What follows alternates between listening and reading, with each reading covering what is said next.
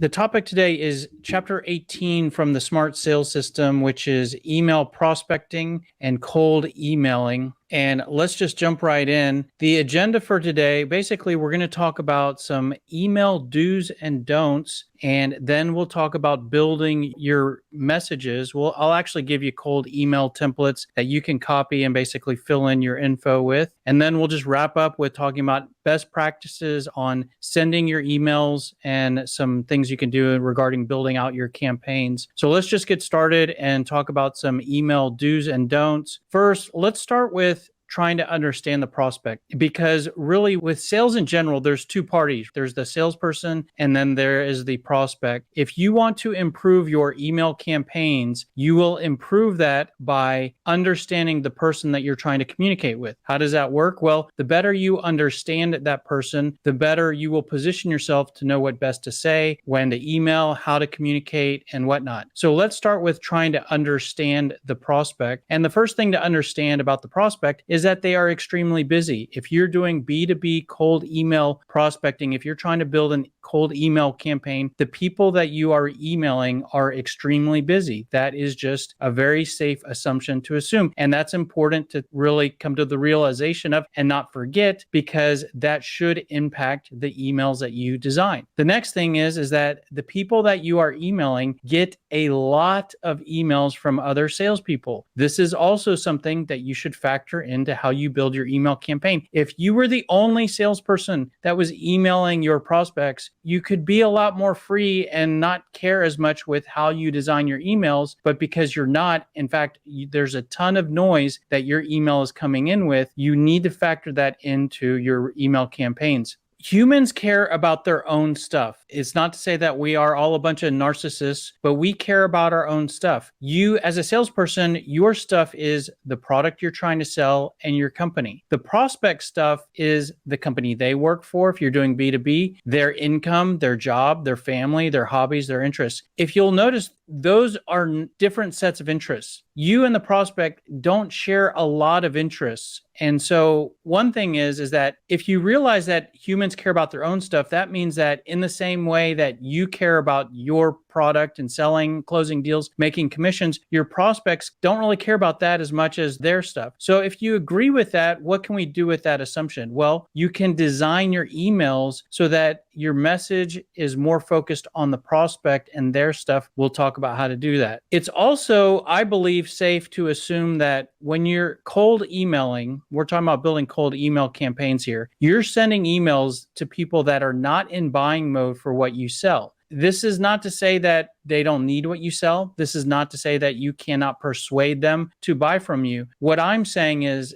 that at the time that your email comes into their inbox, they are likely not doing research on what it is that you sell. That's not a horrible thing, but if you realize that and stay aware of that, that can impact how you design your emails. The other thing that I believe is that most business people delete many messages either very quickly or without reading any of them. So they'll just look at them real quickly and do what I call the instant delete. If you really agree with these assumptions, then you can factor these into how you design your emails. And I believe if you design your emails to cater to these challenges, you can improve the odds of success of your cold email campaign. The first tip that I want to give to you outside of understanding the prospect is to change your mindset. And if you go with your natural instinct, okay, you're a salesperson, you're a business owner, you need to sell your product, you need to make money, you need to drive revenue, you need to make income commissions. When you're creating a cold email campaign, your natural instinct is, okay, I'm going to send these emails. My goal is to get the prospects that receive these emails. I want them to read the email. I want them to reply to the email. I want to find a way to design these emails to get the prospect to buy my product. It's only natural for you to want those things, and those are very reasonable. And in fact, you should not lose sight of those things in order to be a successful salesperson. But as you're building your email campaign, I want you to shift a little bit and focus on something else, which is trying to achieve all of those things with your cold email. Let's instead focus on minimizing how quickly the prospect deletes our email. Remember, the last assumption I talked about with trying to understand the prospect is that most people delete emails instantly. Well, if we can slow down how quickly prospects delete our email, that's a win. And the thing about these two dynamics is that what's on the left side, while that's reasonable and something we should not forget, everything over there can be, if we want to truly be successful with getting our emails read, replied to, and selling our product, those are definitely goals we should think about. But though to be successful in those areas, it's complicated and difficult. What's on the right side is fairly straightforward and easy. There are very easy things that we can do with our cold email campaign to minimize and slow down how quickly our emails get deleted. And if we can achieve that very easily and focus on that first, then we will make progress towards our goal of generating leads through our emails and having a successful cold email campaign. So now I'm going to give you a handful of tips and do's and don'ts that will directly impact how quickly your prospects delete your email. And so the first tip is let's do everything we can to minimize the instant delete. So how do we do that? And these are not rocket science, by the way. I'm not going to show you any manipulative trickery, magician,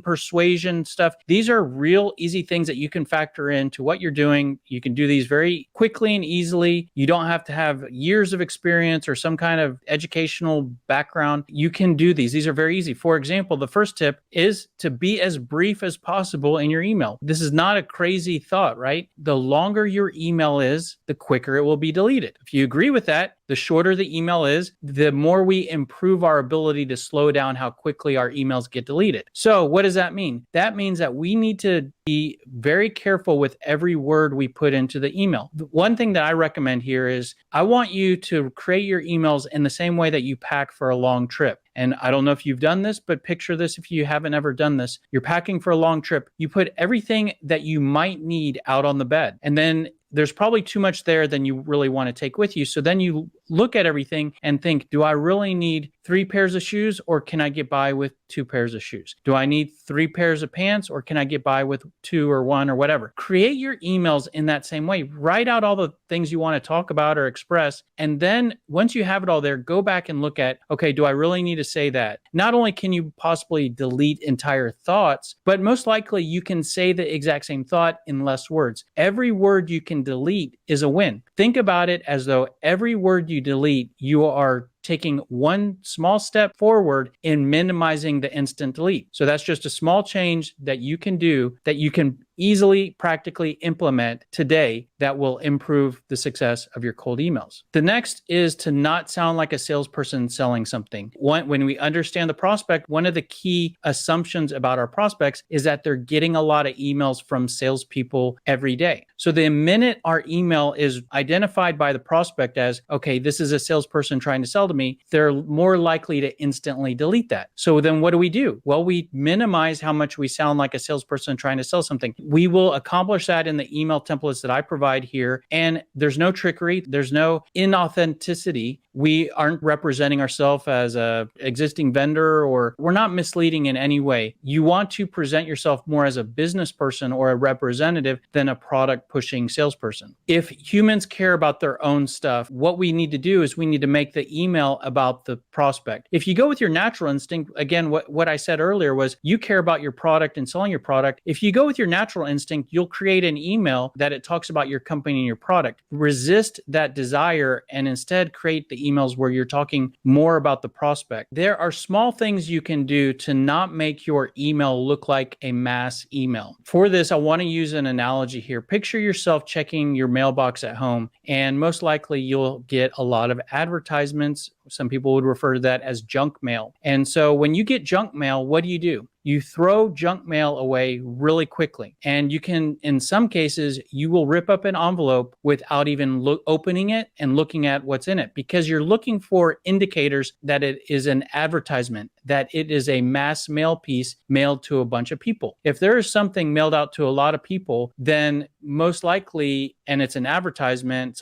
some company trying to sell something, most likely you can throw it away without taking much risk. Now, picture yourself receiving an envelope at your home, a physical mail envelope with your address and the return address written by hand. Someone took the time to write out the address by hand. Will you tear that up real quickly? No, you won't. In fact, most likely you will open it and look very closely at what is inside. So that same analogy and concept can apply to email and coming into someone's business mail inbox. You can do small things to not make your email look like a mass email that's being shot out to thousands of people. I'll give you an example. When you're creating a cold email campaign, I recommend forgetting all the graphics and nice cosmetics. This might sound counterintuitive because you may think, well, I want to impress the prospect. I want them to see us as a sophisticated organization that has a big marketing budget and we're a big company or whatever. So you may want to make your email look very cosmetically appealing. But the reality is that makes you look more like a mass email, because when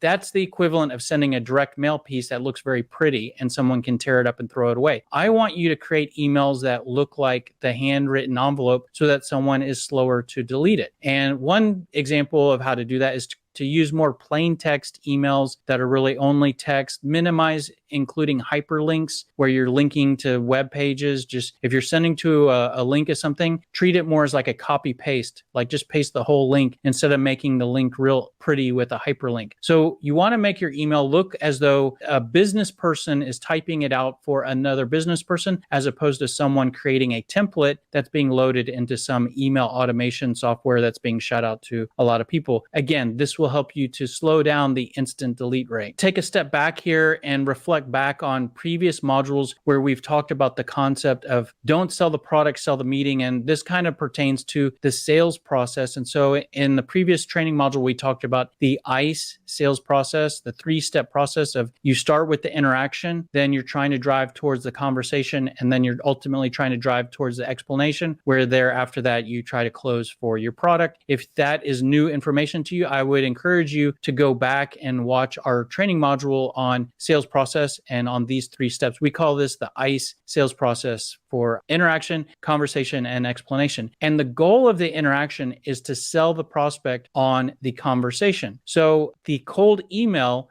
we are at the interaction step. The cold email is the interaction. It's the very first step. And you're trying to drive the prospect to the conversation. This is extremely important with creating your cold emails, because your emails do not need to be centered around, I sell this, do you need what I sell? It doesn't matter if they need what you sell, because you're not trying to sell the product, you're trying to sell the meeting. So this will be factored into the email templates that I share with you coming up. Because the prospect is busy and because the prospect is likely not in buying mode when they receive our email, all of those assumptions that we take into consideration, it's extremely important for us to use a multi-touch approach. What this means is we need to just assume and build our approach around the fact that we are going to have to send multiple messages in order to get engaged. Just assume that. Build that into your strategy. Sure, maybe some prospects you may get engaged on the first email. That's great. But just build out a strategy that assumes, okay, I'm going to send a whole series of emails to all of these different prospects.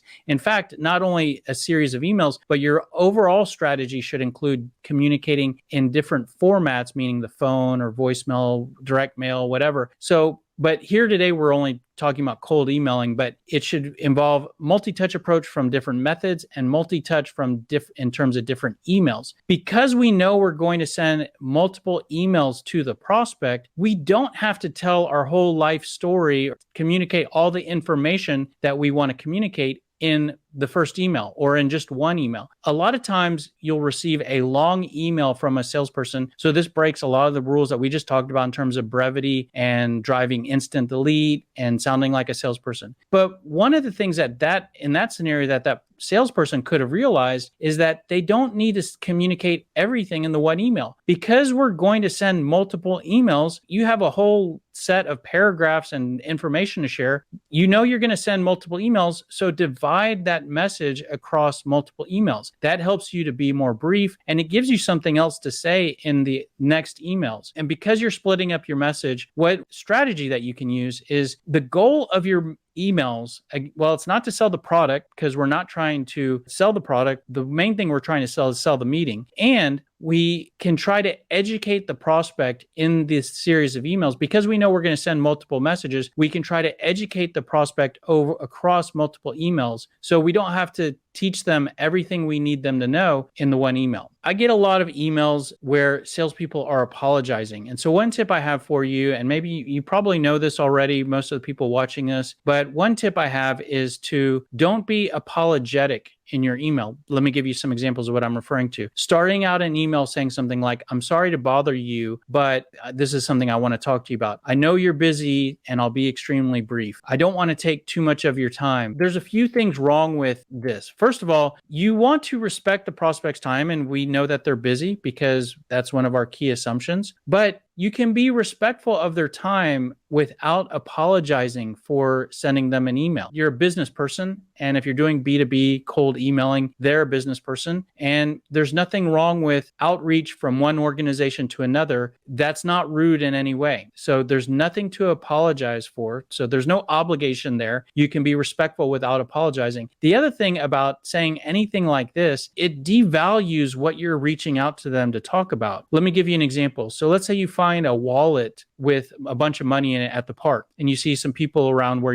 you found it. Would you apologize and be very cautious about going to talk to the people about the wallet? If those people that you're talking to you're going to interrupt them and take their attention away from talking to someone or doing something, would you be very cautious and apologetic? No, you wouldn't, because you know that what you have is extremely valuable to the particular person that lost it. Maybe the person that you're going up to isn't that person, but you would not be so cautious. You would say, oh my gosh, is this yours? I just found this. And so what you sell has value like that. In that same way, what you sell is similar to a wallet on the ground with a bunch of money in it. And in the same way that what you sell, not everybody needs it. There are some prospects that don't need it at all. There are some prospects that have already bought it. So not everybody that you go up to is the owner of the wallet, but the person that lost that drastically needs it and will be extremely happy. So you're just going, when you're trying to find people and email people, you're trying to see if they're the people that matches with the value that you have to offer. And when you are apologetic, it decreases the appearance of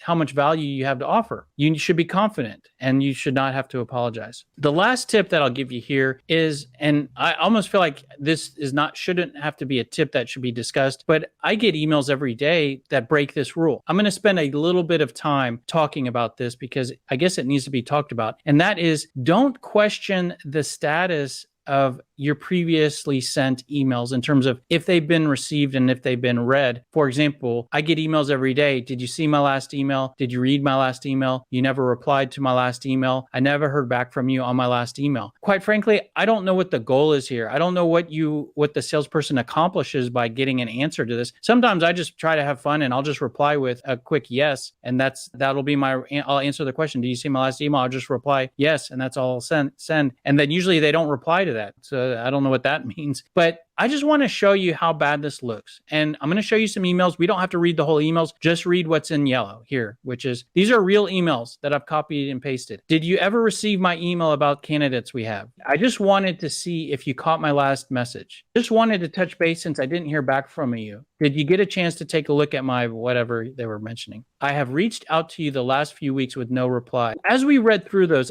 I would be curious to know, do you feel a certain way when you're reading those? There's a feeling of, almost like annoyance. It's annoying. And it's almost the kind of same way that a manager micromanage an employee. The prospect does not work for the salesperson. They are not obligated to read the email. They don't have to report back. So there's no obligation to answer to the salesperson. It's kind of rude. And honestly, the exact honest answer to these questions, what advantage does it give the salesperson? So leave these out. It's only going to damage rapport, in my opinion, and there's very little upside. So that's all I'll say about that. So those are some quick do's and don'ts. Hopefully that will give you some ideas in terms of some things that you can eliminate from what you're doing today. Now let's talk about building your email messages. In the Smart Sales System, we've been comparing product selling to consultative selling. And product selling is basically what most salespeople do, in my opinion. And this is where they go out and they talk about the company they work for, the product that they sell, and they're focused on communicating in a way, trying to get customers with every interaction. And consultative selling is more about communicating how you help, the problems you make go away, asking good questions. And then as a secondary thought, you're talking about how your product can help any problems that you've identified, who you work for, maybe share a customer example. And the goal of consultative selling is to start conversations, not necessarily get customers with every interaction. So let me give you an example of what I'm talking about here. If you create a cold email with your natural instinct, which is I sell a product, I want to increase sales for my product, I'm going to try to use email to sell, and that natural instinct will pull you towards product selling, your email will look something like this. Hello, prospect. I'm a senior account manager with Company X. We provide this, this, and this. I'm reaching out to see if you need what I sell. Can I schedule a 20, 30-minute meeting with you to try to get you to buy what I sell? Best regards. Now, of course, that outline, while it might seem a bit harsh or ridiculous, that is not crazy. I get emails every day. Now, of course, there's a little bit more fluff around that. It's a little softer, maybe. Usually there's more information around that, which increases the instant delete rate. But the outline of what they're saying is that. And that is a product selling email. And that email breaks a lot of those rules that we talked about. It's all about the salesperson trying to sell something. And it really doesn't touch on the prospect's interest. The prospect does not care about any of those things. So this is the email that you tend to create when you're in product selling mode. What I'm going to show you here is how to create email templates that are more consultative selling. So we'll try to drive you towards the right side of this two-sided comparison here. Now, in order to create a consultative selling sales message, I'm actually going to go back to this example that we've used throughout this training program, which is selling web design services. What we did is we went through a process to create the sales message for web design. We didn't create the scripts or the emails yet. We created the sales message, and we can then use the sales message to create email templates. I'm going to refresh your memory here of the sales message that we created really quick, and then I'll flip through email templates that I've plugged in this sales message too. So the product is web design. Those are the features and differentiation. We're targeting small business owners, and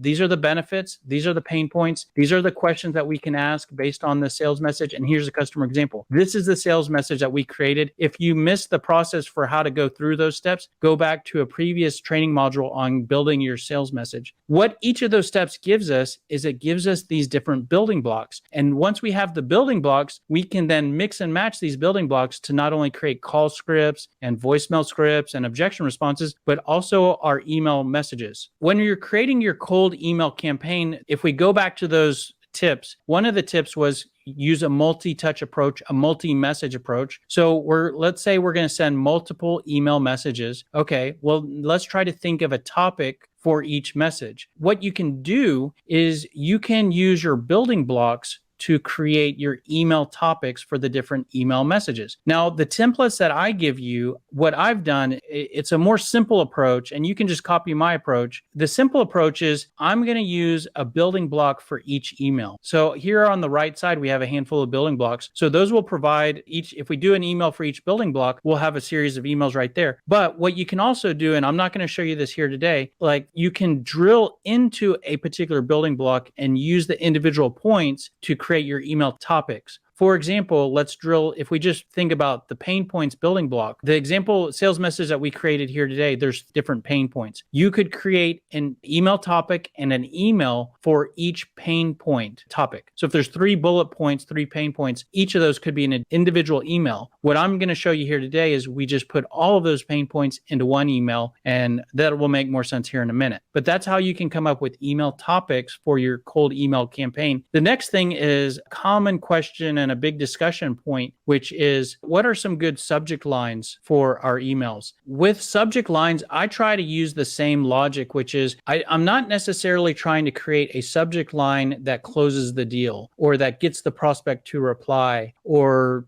triggers a high level of interest or something. What I do with my subject lines is I try to create a subject line that does not trigger an instant delete. So I try to be a little bit generic and subtle with my subject lines, not to say that I have it all figured out. That's just what I do. I'll show you what that looks like. So let's start to flip through some of the email templates that I've created here that you can maybe, use for your own purposes. So the first email uses our value points building block. And so you can see the subject line here. I'm basically using a version of the first bullet point. So the bullet points in the middle are our value points building block. And then I copy and tweak it a little bit, the first bullet point for the subject line. So the subject line is just a value point. You can see here, increase the revenue generate through your website. So I'm not saying that is going to go make someone go, oh, and then instantly reply. There's no all caps. It doesn't look too much like a salesperson trying to push something. So I try to fly a little bit under the radar with the subject line. And then the email, you'll notice it's very tight in terms of word count. The reason for the email is we help small businesses to benefit. I don't know if you want to improve those areas. That's why I'm reaching out. And then it goes for the close. So there's a lot of information missing here, but it's a tight message. If anything, it creates a little curiosity. It's not all about me and my company. The benefits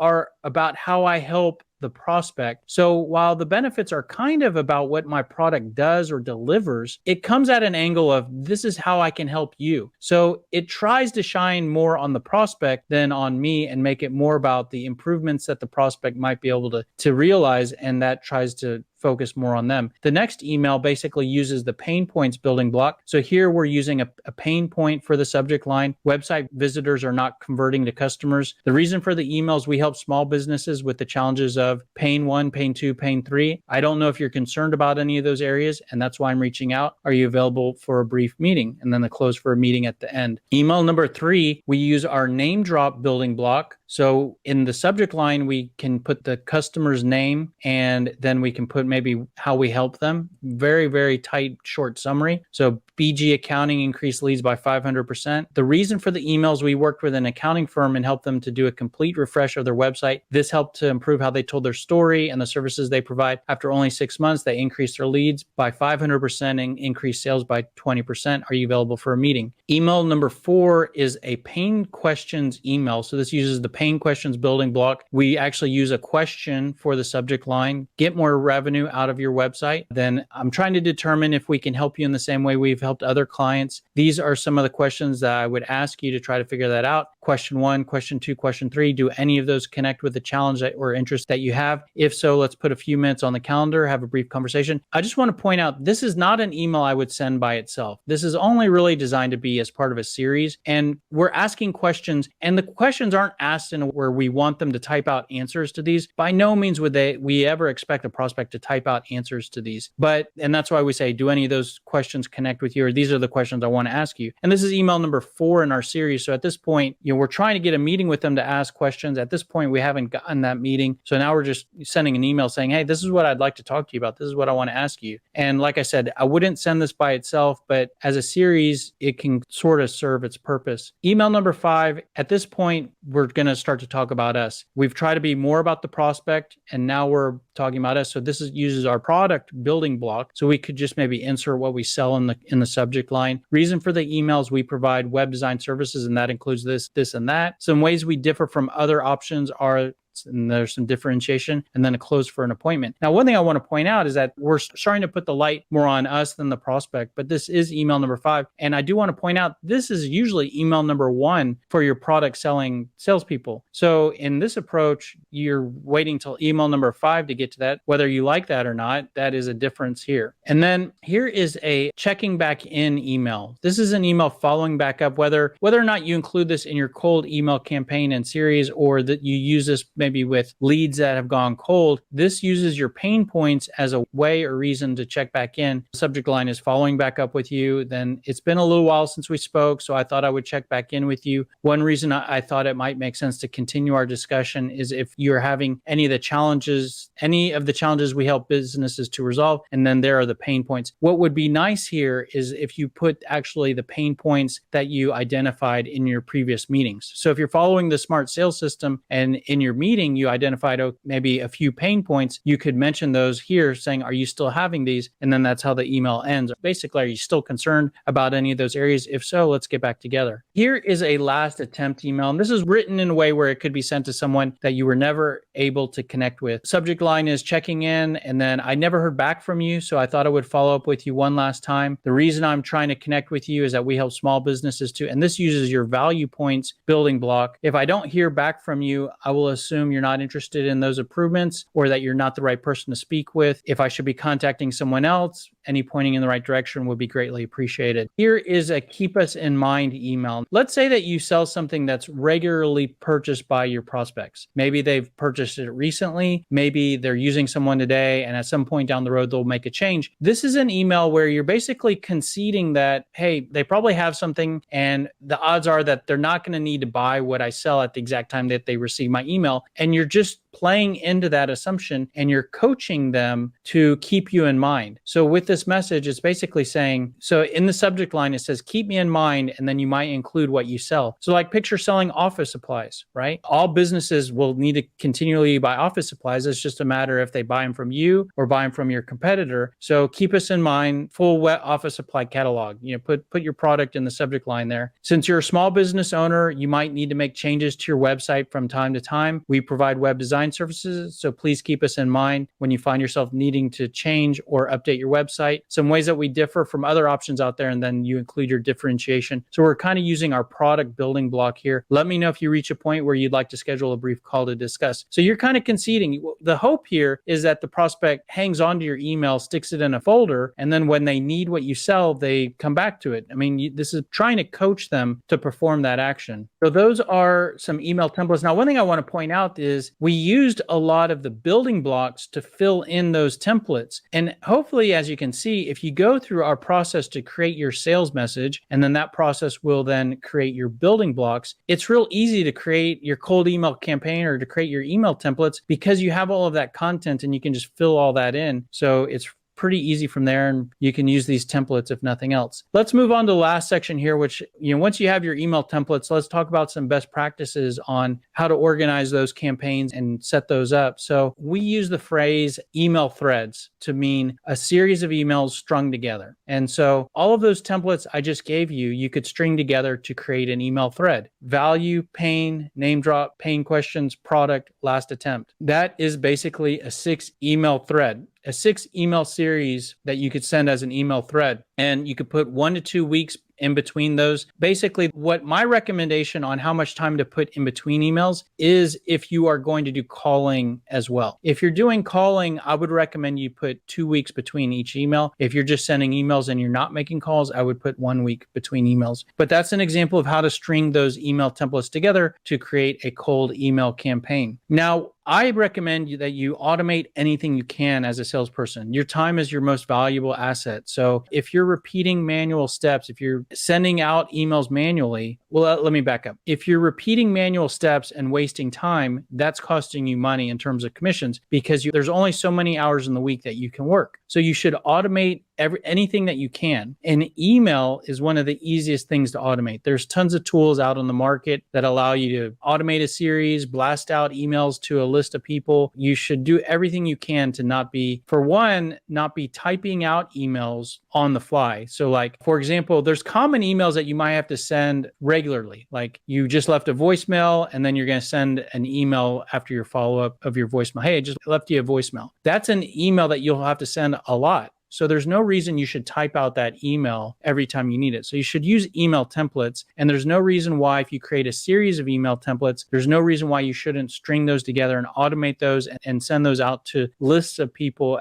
if you can. You should also, and this is pretty standard, so whatever software you use to automate your emails, make sure that you're able to track opens and clicks. That's extremely valuable data for you that hopefully the system that you use can help you to collect and view open and click data, because that can help you make better decisions on who to call or who to spend your valuable time pursuing. Because if you send out thousands of emails, a portion of those are going to open, a portion of those are going to open and click, and some won't do anything. anything. Well, there's no reason why you should spend your valuable time calling the people that don't do anything. So that's very valuable data. Make sure you get that with whatever system you use. Also, with whatever system you use, try to find a system that can do lead scoring. So I'll tell you how SalesScripter does lead scoring, and maybe that might give you some ideas of something to look at when you're looking at other systems or looking for a system. So we use this process quality points. We send out emails for our customers. Just to back up, SalesScripter will create your library of email templates. Those email templates that I just showed you, those are all templates inside of SalesScripter. And what happens in SalesScripter is you create your sales message in SalesScripter, and then the software fills in all those templates with your sales message. And a few years ago, we created functionality to shoot out and automate the delivery of those email templates. So the reason why I paint that picture is that what we do is we track opens and clicks when prospects open emails and when they click links in emails. The software automatically gives 1 point for each time a contact opens an email, and the software gives 3 points each time a contact clicks a link in an email. Actually, that's a best practice that I haven't mentioned yet. In your email templates, you want to try to insert a link to something, especially if you're using software that can track when a contact clicks one of your links. And I would recommend you use a link that is not a salesy and marketing link like, hey, here's our product brochure, but more of like an informational link, such as here's a link to a white paper, or here's a link to a video that has some tips. Try to provide value and help to the prospect that your cold email is going to. And that's an additional way to make the email about the prospect. You're trying to deliver value instead of take value. Taking value would be trying to close the sale, get the prospect to buy from you, sending them a link that goes to a demo of your product. So you want to try to minimize that. Although in your product email at the end of your series, it would maybe be okay to have a link to product demo or video on your product. But back to lead scoring. So in SalesScripter, all of those points accumulate across your email campaign. As those emails are going out and rolling out, you're going to be collecting those points. And what that allows you to do is it allows you to look at your list of contacts and see, I shouldn't call these prospects, and these prospects have a lot of points, so I'm going to spend my valuable time calling them up. They must be interested. Regarding the scheduling of your emails, what I recommend you do is, this is my personal philosophy, which is I try to send cold emails when someone is at their desk. And part of the logic there goes back to the instant delete rate. Picture, you know how I asked you earlier to picture yourself how quickly you throw away mail when you're checking your physical mailbox. Picture how quickly you delete emails when you're looking on your phone. Or another example is when you check your phone after being away from your phone for a long time. One of those prime moments is when you first wake up in the morning, whether or not you do it when you're still at home or it's when you get to the office. Imagine checking your email the first time of the day. Most of the time, there will be a lot of emails that came in overnight. When you're checking your email in this way, you're much quicker to delete. It's like having a big stack of junk mail. You're quicker to throw away mail. So what you don't want to do is you don't want your email to be coming in and being read or checked when there's a lot of email being read at once, which is start of the day, could be over the weekend, basically when the prospect has been away from their desk for a period of time. So what I try to do is I try to send an email when they're they're just getting into the office or they're just getting back from lunch. So that would be between 8 and 10 in the morning is when I try to send cold emails and automate cold emails, or between 1 to 2, 1 to 3 in the afternoon. And I try to avoid after business hours and the weekends and holidays. Now we're talking about building email campaigns here and sending emails and email prospecting. So of course, you're going to need email addresses to make all this work. Regardless of the list you're working on, you're going to find situations where there's people you want to communicate with that you don't have their email address. I just want to give you a tip here about getting email addresses, and some logic that I've always used as a salesperson is that you can guess business email addresses. When you're dealing with prospects that work at big companies that have established websites, typically their email address will be the domain for their website, and their email address will be some combination of their first name and last name and their company website address. With that, you can usually guess their email address. And so where I started doing this was I was selling to like C-level people, and I could get their name really easily on LinkedIn or on the company website. And I would basically just do some combinations of these. And what happens is you send that out, and most of the time it'll bounce back. It'll come back as undeliverable. If it doesn't come back, then you assume, well, your email was delivered in some way. Not to say it will get to them, but it didn't bounce back. But if it bounces back, then you change the combination and send it out. This process works. Now, I will say it's a bit cumbersome because usually when the email bounces back, it's delayed and you're already working on something else, but it works. If you have a large list of prospects, like a big territory, small businesses, this might be too cumbersome. But if you have a small list of target 10, 20 big accounts you're selling at the C-level executive suite, you could do this and it works. I do want to share with you a tool that we provide because I did that when I was a salesperson. When I learned of email verification tools, there's a ton of email verification tools out on the internet where you can insert someone's email address and press like check or verify. And what happens is tools will send out like a test ping on the MX record databases out across the internet, and they will check to see what result comes back, and they can tell you whether or not that is a good email address. And when I started becoming more aware of that technology, I thought of a way to create a tool that basically would create all of the different combinations that I would create and do test pings on each. And so in SalesScripter, there's actually a tool called the Email Guesser. And the Email Guesser, if you put in someone's first name, last name, and company domain, company website address, the software will run the most popular combinations of those three values and do a test ping. And it'll come back, it'll show you the results and show you this is the email address for that particular person. It works about 80% of the time. So, which 20% of the time it doesn't work, but a lot of the time you're going to end up with an email address. And this works really nicely for LinkedIn because on LinkedIn, you can get those three values in less than a minute. You pull up a contact's profile, you'll have those three values run in the email guesser. And what we really like is that this tool helps you to skip the whole invite to connect process. And so that allows you to be a lot quicker with communicating with prospects that you find on LinkedIn. And it allows you to skip the whole, all right, we're connections and,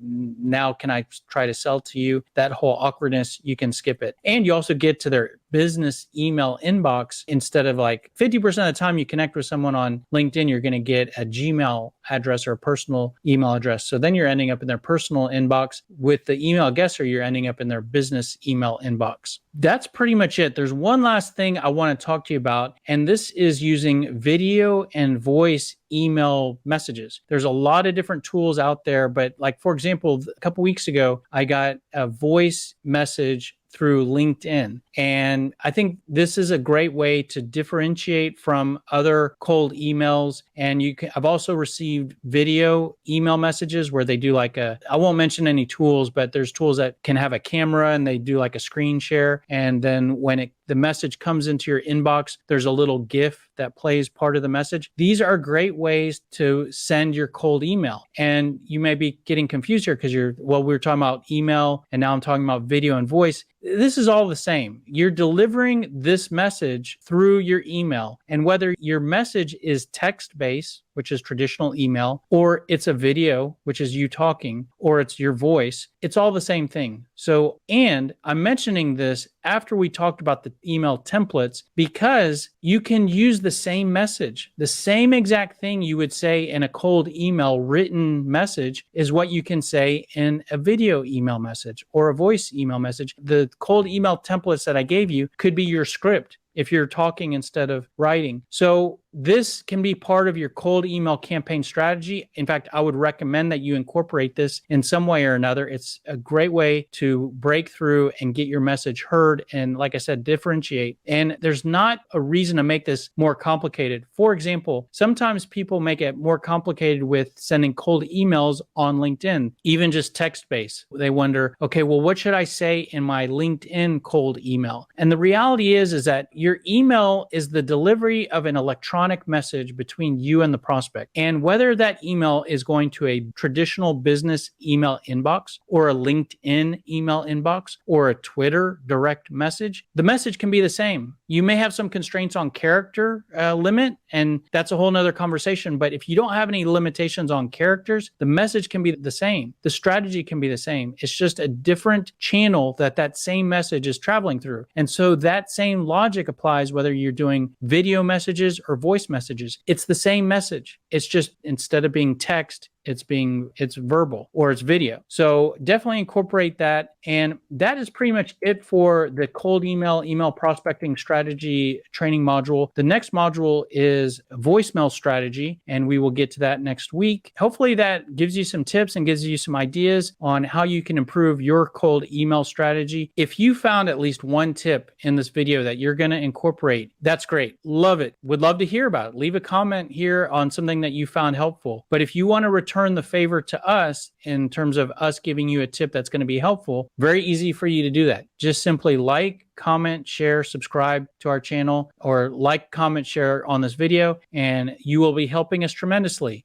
That's pretty much it. If you have any questions or want any more information, be sure to go to salescriptor.com.